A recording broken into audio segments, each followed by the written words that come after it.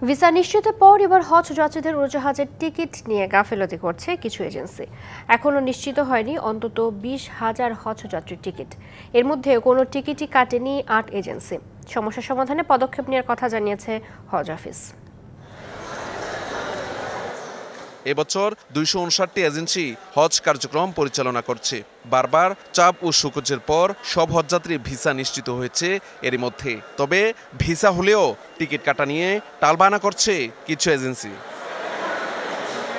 হজ office বলছে এখনো অন্তত 20,000 যাত্রীর উড়োজাহাজের টিকিট কাটা হয়নি।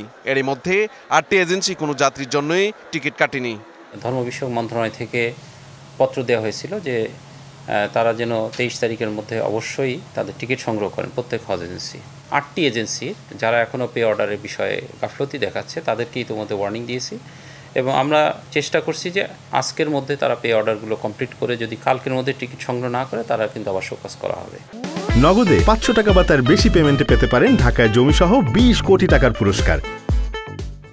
তবে সংকট সমাধানের চেষ্টা চালাচ্ছে হজ এজেন্সিগুলোর সংগঠন হাব।